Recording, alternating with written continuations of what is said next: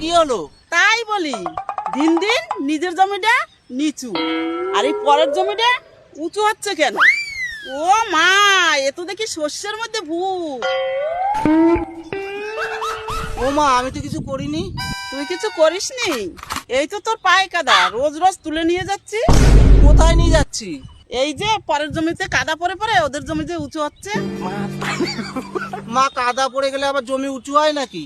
হয় না? এইভাবে চললে একদিন দেখবি ওদের জমিতে মই দিয়ে উঠতে হবে। তাহলে মা আমাদেরটা? আমাদেরটা আবার কি, পুকুর? তোর বাবা যখন বেঁচে ছিল এই জমিতে বসে ওই পাড়াটা দেখছিস না? হ্যাঁ। ওই পাড়ায় অনুষ্ঠান হলে আমরা এখানে বসেই দেখতাম।